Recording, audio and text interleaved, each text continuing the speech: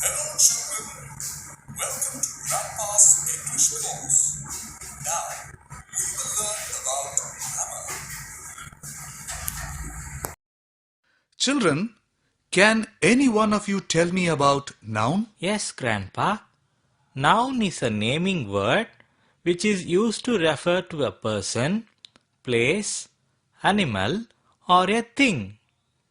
I can explain it with an example. Look at this sentence. This is a dog.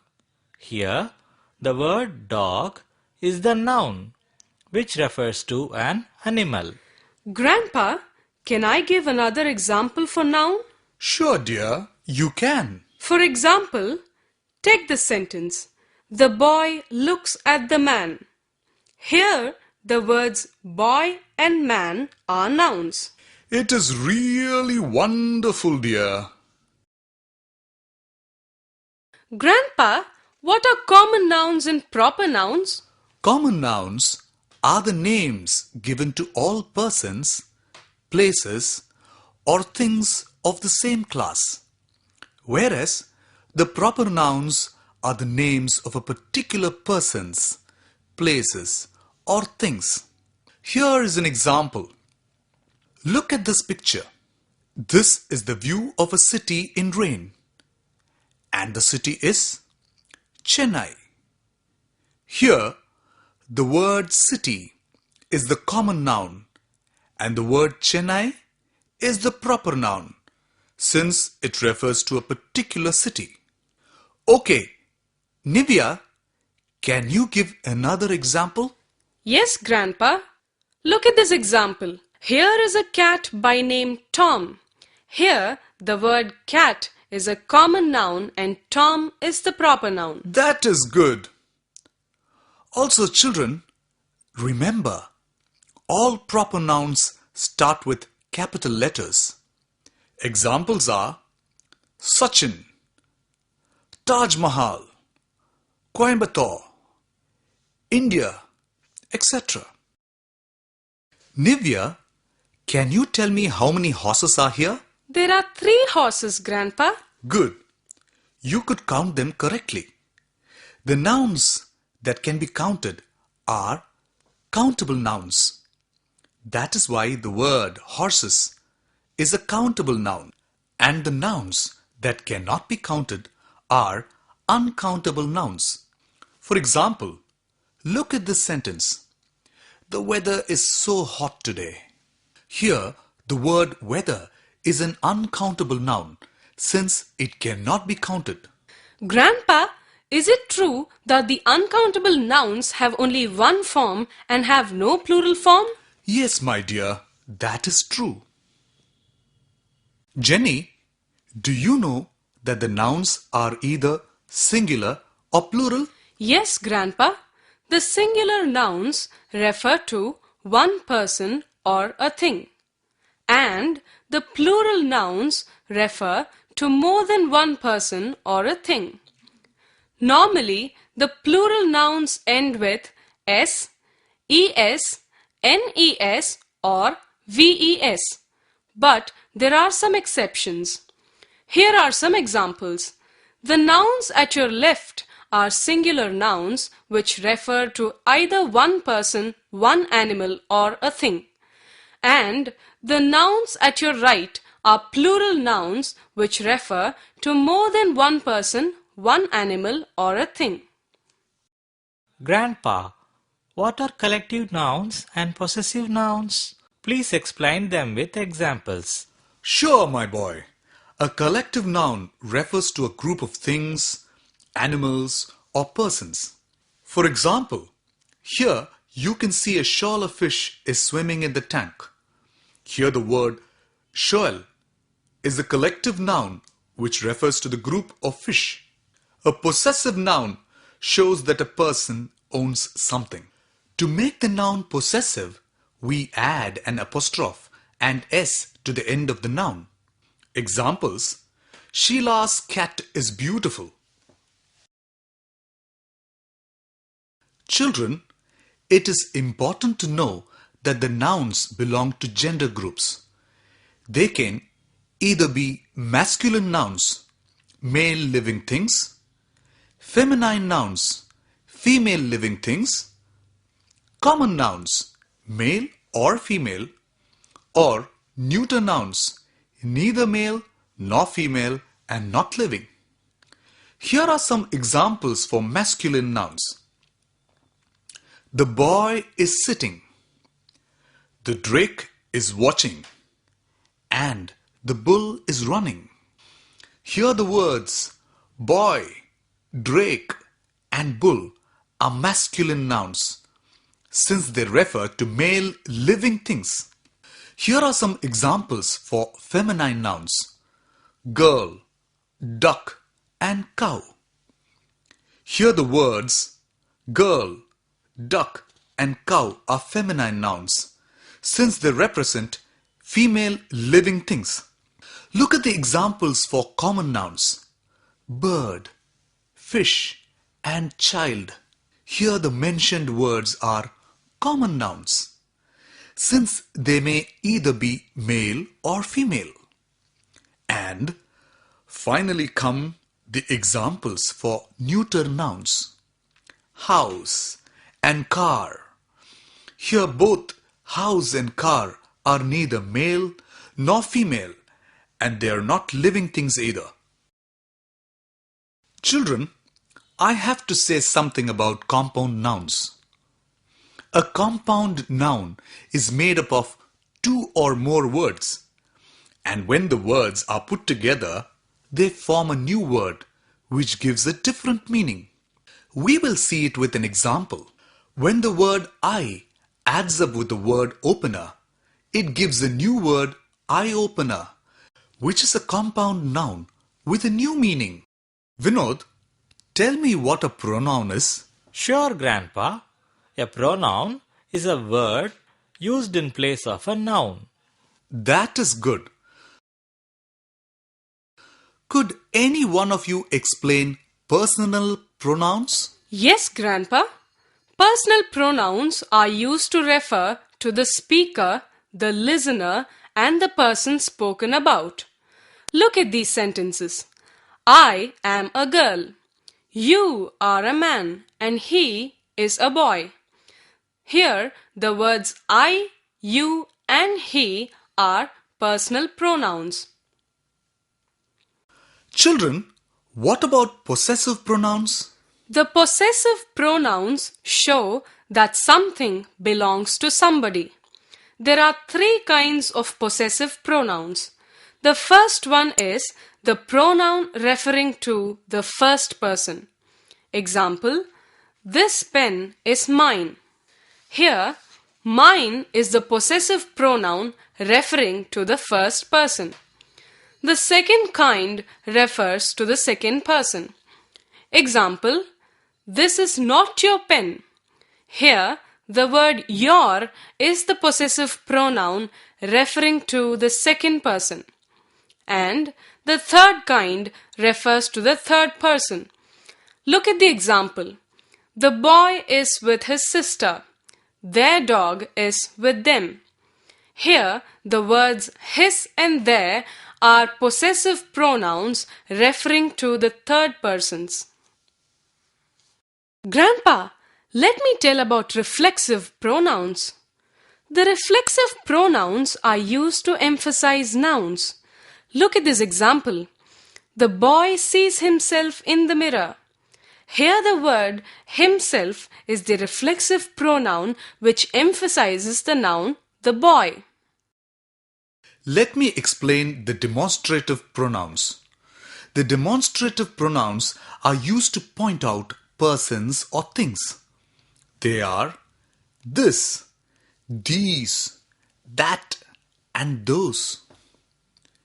Here are examples. This is a cow. These are cattle. That big bird is red in color. Those birds are flying towards north. Grandpa, what are interrogative pronouns? Interrogative pronouns are used in framing questions. They are what, which, who, whom, and whose. Here are the examples for interrogative pronoun. What is the cost of this yellow camel? Which is the better of these two? Whose camels are these?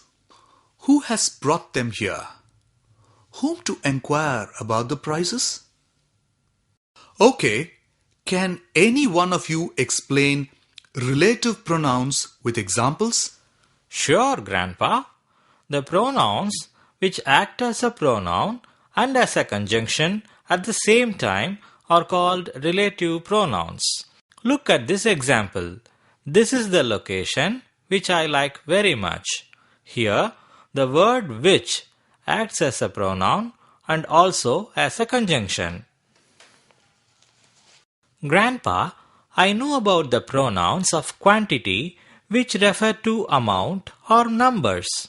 For example, look at the following sentences.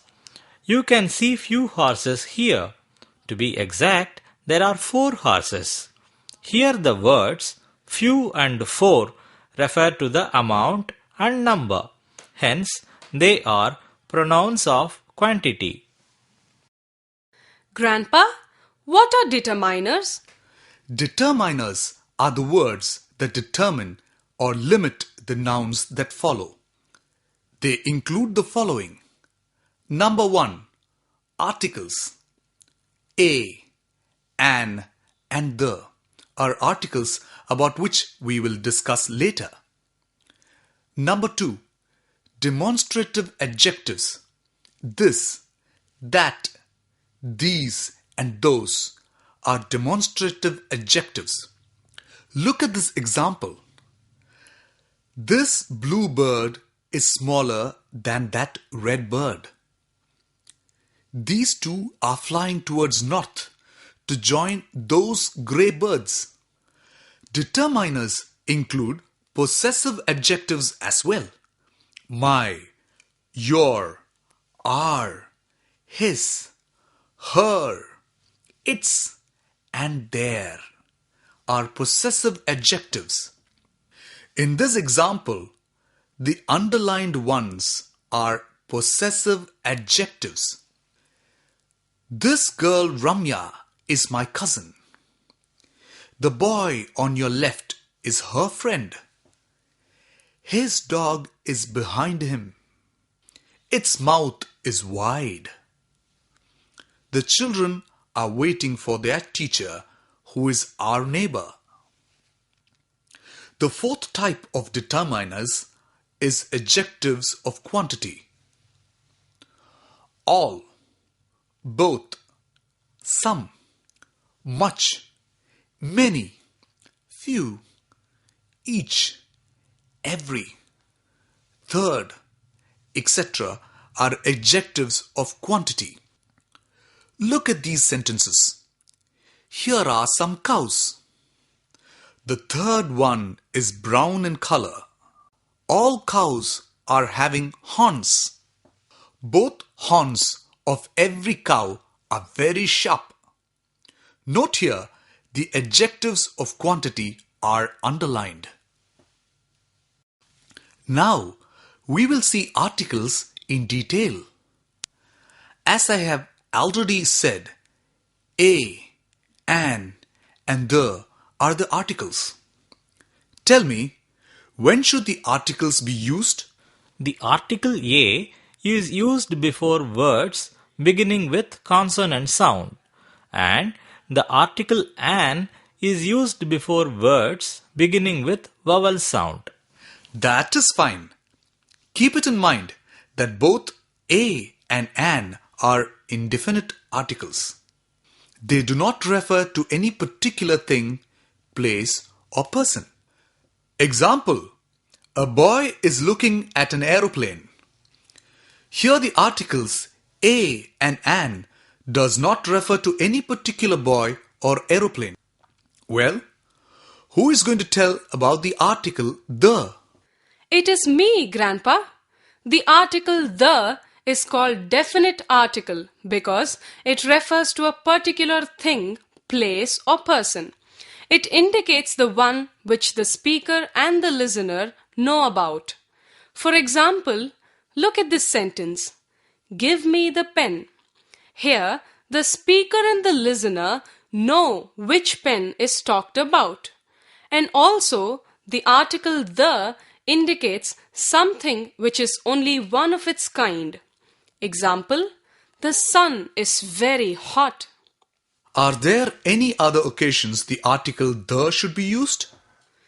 The article the is also used before superlatives. Example, the elephant is the biggest land-living animal. When a noun represents a whole class, the is used as well. Example, the tiger is a carnivorous animal. Remember, children, it is not a must that all nouns proceed with an article. Look at this sentence as an example. He knows English. Since English is a language, it is not preceded by any article. Such position is called zero. Children, what did you study yesterday? We studied verbs, Grandpa. If so, you should know what a verb is. Yes, Grandpa. A verb is a doing word which usually expresses an action. Example, the dog barks at the boy. Here, the word barks is a verb.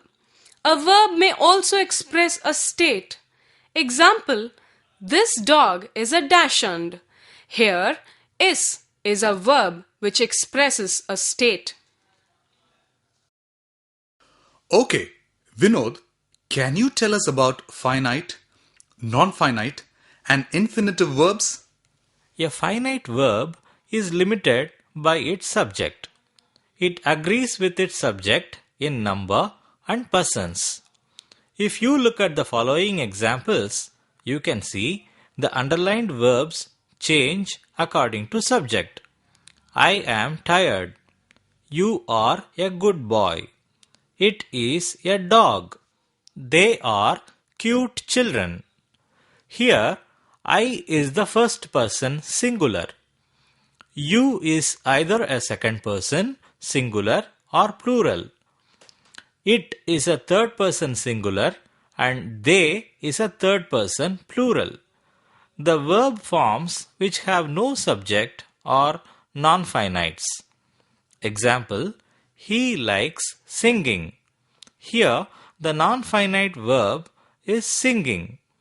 The infinitive is the base of a verb. It is used either with or without to. The to infinitive is often used after verbs. Example, the man is ready to eat.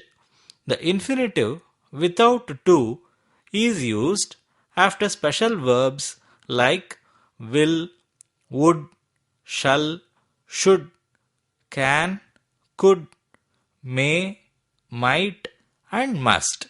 Example, he must do well in exams. What are transitive and intransitive verbs? A transitive verb is the one that takes an object. Example, the cat has caught a mouse. Here, the action of catching passes on to the object mouse. The verbs which do not have objects are called intransitive verbs. Example, the child smiles. Here, the action of smiling does not pass on to anything. Grandpa, I will tell about present participles and past participles. Carry on, my boy. The ing form of a verb which is used as an adjective is called present participle. Example, he jumped from the moving train. Here, the ing arm of the verb moving is used as an adjective. The third form of the verb which is used as an adjective is called past participle. Example, the broken window was repaired. In this sentence, the third form of the verb broken is used as an adjective. A verb must agree with its subject in number and person. That is, the form of a verb depends on whether the subject is in singular plural, first person, second person, or third person. Look at the following sentences as examples. I play cricket daily. He plays cricket daily. They play cricket daily.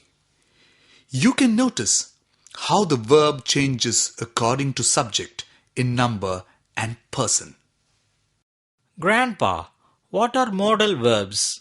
Modal verbs express the mood of the speaker. They express probability, possibility, obligation, wish, and expectation of the speaker. The following examples will show how modal verbs express the mood of the speaker. This cat can catch the bird. Here the word can is used to express ability. He could swim well when he was young. Here the modal verb could is used to express past ability. He may come tomorrow. May I use your mobile? In the first sentence, the modal verb may is used to talk about the possibility. And in the second sentence, the modal verb may is used to ask for permission. Look at the sentence. You should study hard to score good marks. Here, should is used to express necessity. In this sentence, he must be 70 now. The modal verb must is used to express strong probability. Tell me, what is a gerund? Sorry, Grandpa, we have no idea. No problem. I will tell you. The ing form of a verb which does the work of a noun is called gerund. It may become the subject or object of the verb. Examples: fishing is not allowed here.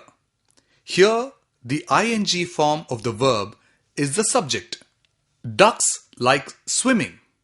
Here, the ing form of a verb has become. Children, have you studied tenses? Yes, Grandpa. Still, we want to discuss on tenses today. No problem. As you know, tenses tell about the time of an action. They tell us about the action happened before, or happening now, or going to happen in future. The present tense indicates the habitual actions, general facts, and official programs. Look at this example. These men walk in the park every morning. Here, the present tense tells about their habitual action. Here is another example. The sun rises in the east. In this sentence, the present tense indicates a general fact. Look at this sentence. The Prime Minister arrives here on Monday. Here, the present tense tells about the official program. Okay, Nivya, can you explain past tense? Yes, Grandpa. The past tense tells about the completed action and the past habit. For example, he won this cup in yesterday's competition. Here, the verb tells us about a completed action.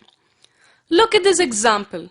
In the sentence, we woke up very late during last winter. The past tense verb indicates the past habit. Grandpa, let me explain about future tense. A future tense expresses future action and is used in conditional clause also. Look at this sentence. This bus will take you to Trichy. Here, the verb is used to tell about the future action. In this example, this dog will bite you if you enter the gate. The future tense verb is used in a conditional clause. Jenny, you tell about present continuous, past continuous, and future continuous tenses. The present continuous tense is used for actions that are going on at the time of speaking. Example, This dog is jumping. Here, the action is happening during the time of speaking. The past continuous tense is used for an action that was going on at a certain time in the past. For example, I was writing a letter at 8 o'clock this morning. Here, the action of writing was going on at a certain time in the past. The future continuous tense is used for actions that will begin at a certain time in the future and end after it. Here is an example. We will be touring Ooty by this time next week. Nivya, it is your turn to explain perfect tenses. A perfect tense may either be present perfect, past perfect, or future perfect. The present perfect tense links up a past action with a present one. Look at this example. The man has caught this tortoise in the pond. Here, the action of catching is a past one, but the man is still holding the tortoise at present. The past perfect tense is used for the action that happened first when we talk about two past actions. Look at this sentence. The sun had risen when I got up. Here, the action of sunrise is the first one of the two past actions. Hence, past perfect is used there. The future perfect tense is used to express the completion of an action by a certain time in future. Example, by this time tomorrow, I will have finished the job. Here, the job is going to be finished by a certain time in future. Hence, future perfect tense is used. Grandpa, can you tell us what adjectives are? Sure, my child. Adjectives are the describing words. They describe a person or a thing. Are there many kinds of adjectives, Grandpa? Yes, dear. There are 5 kinds of adjectives. Let me tell about them one by one. The descriptive adjectives show the quality of a person or a thing. Example, good, beautiful, etc. The possessive adjectives show the ownership. They are my, our, your, his, her, its, and their. The demonstrative adjective point out things or persons. They are this, that, these, and those. The interrogative adjectives are used in questions. They are which, what, where, etc. And finally, the adjectives of quantity include all the numerals like 1, 2, second, both, some, etc. Look at the example. These two are our dogs. Both are ferocious. Which is the bigger of the two? Here, the adjective ferocious describes the quality of the dogs, and hence it is a descriptive adjective. The word our shows the ownership, and hence it is a possessive adjective. The word these point out the dogs, and so it is a demonstrative adjective. The word which forms a question, and hence it is an interrogative adjective. And the words both and two, numerals, and so they are adjectives of quantity. Grandpa, tell us about adverbs. An adverb is a word which tells us how and where an action is done. Is it true that there are many classes and subclasses of adverbs, Grandpa? Yes, my boy, you are right. Go through this example carefully. These cows were brought here carefully from Denmark yesterday. They are usually very good milking cows. These are the ones which I want to breed in India. An adverb of manner answers the question how. Here, the word carefully is the adverb of manner. An adverb of place answers the question where. In this example, the words here, Denmark, and India are adverbs of place. An adverb of time answers the question when. Here, yesterday is the adverb of time. An adverb of frequency answers the question how often. In this example, the word usually is the adverb of frequency. Adverbs of degree answers the question how much. Here the word very is the adverb of degree. The relative adverbs are the linking words which join two groups of words. In the example, the word which is the relative adverb. Can any one of you tell us about preposition? A preposition is a word placed before a noun or a pronoun to show its relation to another word. That is right. Can you explain any of the prepositions? The preposition in should be used before the names of the countries, cities, month, year, and part of days. Example, India got freedom in 1947. Let me tell about the preposition at, Grandpa. The preposition at is used before the names of small towns, villages, part of a city, and time. Examples, he studied at Adayar. I will meet you at 5 p.m. The preposition on is used before dates, days, part of day followed by dates. Example, his birthday falls on Sunday. The preposition to is used before the reaching points and the words like senior, junior, superior, and inferior. Examples, he went to Ooty. This boy is senior to that girl. The preposition since is used to express point of time. Example, this wild cat has been kept in this cage since 2004. The preposition for is used for period of time. Example, these dogs have been barking at the sun for an hour.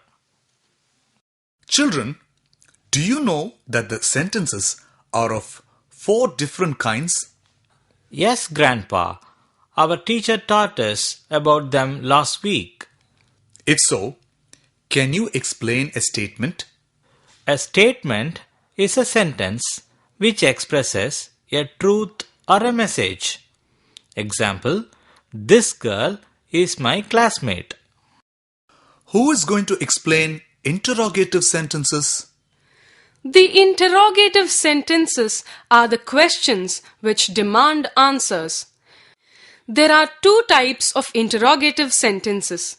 The first ones are the questions beginning with words like what, who, when, where, whom, which, etc. They are called WH questions.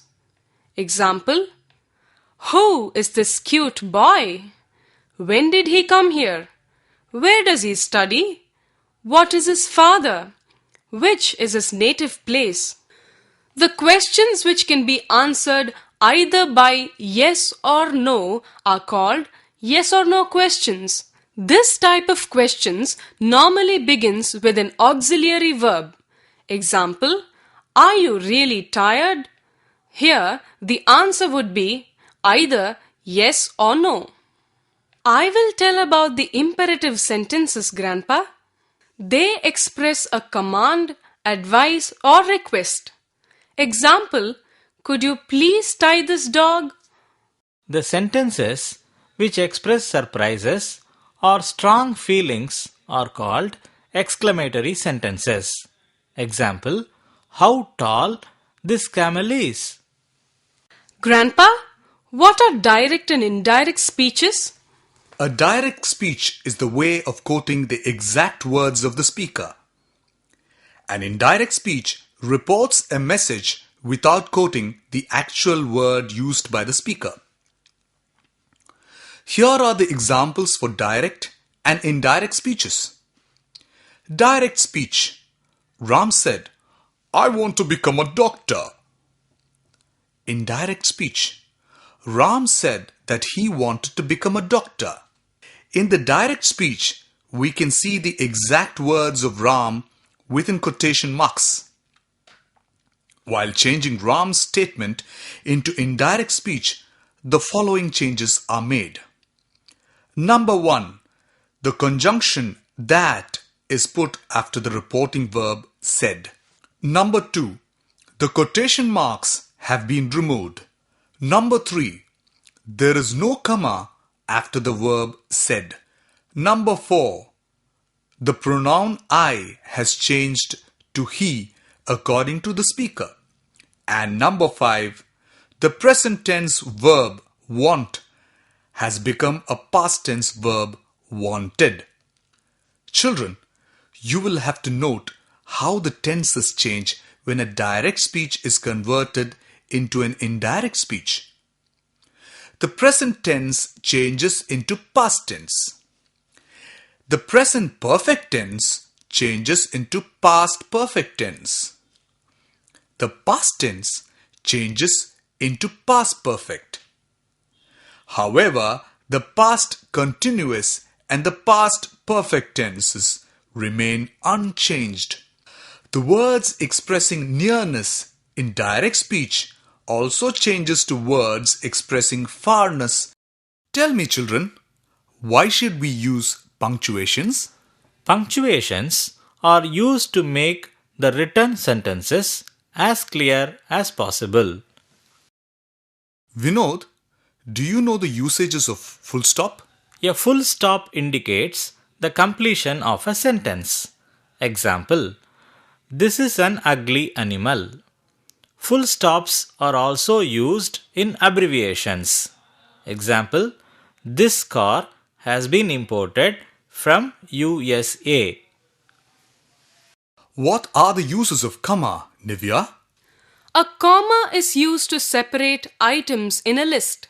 Example: here are 2 cows, 2 horses, 2 dogs, and 1 tiger. The commas are also used to separate a direct quotation from the statement. Example: she asked, "Are these boys from KK school?" And the comma is used to mark off a noun in direct address. Example: Gopal, here is your pen. Jenny, you tell about colons and semicolons. A colon is used to separate 2 statements when the second statement explains the first. Example: I was late to school today. I could not catch the bus and I had to walk. A colon is also used before a list. Example: the running race results are as follows: Suresh first, Ramesh second, and Peter third. Semicolon is a punctuation mark which gives a larger pause than the comma. A semicolon is mainly used between 2 main clauses. Example: the car stopped. John got in. An apostrophe is used in the possessive form of the nouns. Example: the cat is in Sheila's arms. It is also used in short forms. Example: I will go home. Here, I will is the short form of I will. The capital letters are used at the beginning of a sentence for the personal pronoun I and for a proper noun. Example: this is Ravi who suggested what I should study. Can any one of you tell me when question marks and exclamation marks should be used? The question marks are used at the end of direct questions. Example: which is the taller of the two? The exclamation marks are used at the end of the sentences which express surprises and strong feelings. Example, my God, how beautiful these plants are. The quotation marks are used to show the actual words used by the speaker. Example, Peter said, I like ice cream. Note the quotation marks. Children, do you know about voice? Yes, Grandpa, there are two kinds of voices. The first one is the active voice and the second one is the passive voice.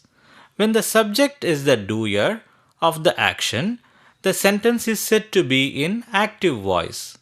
Example, the cat caught the mouse. Here the subject cat has done the act of catching. So, this sentence is in active voice. When the subject receives the action, the sentence is said to be in passive voice. Example, the mouse was caught by the cat. Here, the subject mouse receives the action of catching and hence the sentence is in passive voice. Children, some changes have to be made when an active voice is turned into a passive voice. Look at these sentences. Columbus discovered America, which is an active voice. America was discovered by Columbus, which is in passive voice. Here the object of the active voice, America, becomes the subject in the passive voice. In the passive voice, the passive form of the verb should be made. Here the verb discovered has become was discovered. In the passive voice, the verb should be followed by and doer. Here the verb discovered is followed by the word by